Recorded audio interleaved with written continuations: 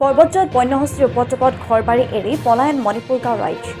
মহামায়া সংৰক্ষিত বনাঞ্চলৰ পৰা বন্যহস্তীয়ে মণিপুৰ গাঁৱত প্ৰৱেশ কৰাৰ ফলতে ৰাইজ আতংকিত হৈ ঘৰবাৰী এৰি পলায়ন কৰে। বন্যহস্তীটোৱে কেইবাটা বাসগৃহত কম বেছি পৰিমাণে ক্ষতি কৰাৰ লগতে ১৭ নং ৰাষ্ট্ৰীয় ঘাইপথত বিচৰণ কৰাৰ ফলত খন্তেক সময়ৰ বাবে যাতায়াত ব্যাহত হৈ পৰে।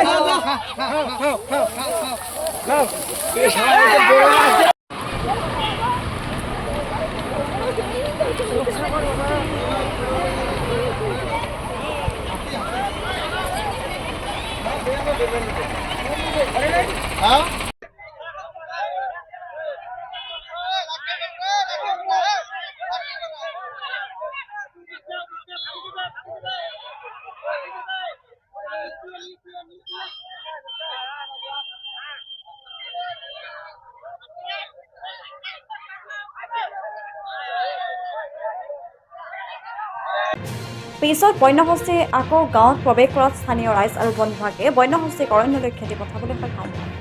আজি হাতী আহিছে এইফালেদি আহি পেলাই ৰোডত উঠিছে, ৰোডত উঠি আকৌ আনন্দ হোটেলৰ পিছফালে দি এইফালে আকৌ বস্তিত আছে, বস্তিত সোমাইছে।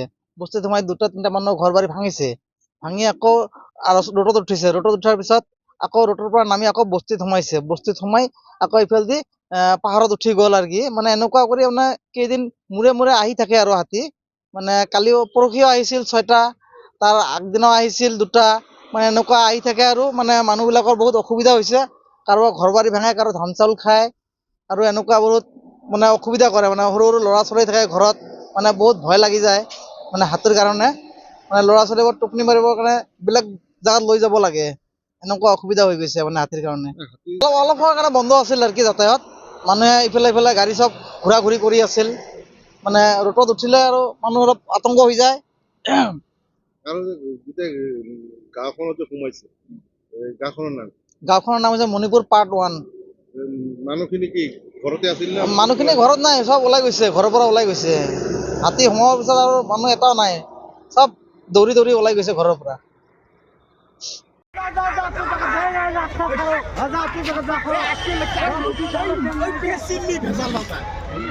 ৰাখেছে যেমন ইচ্ছা, পাড়াইছে স্যান্ডেল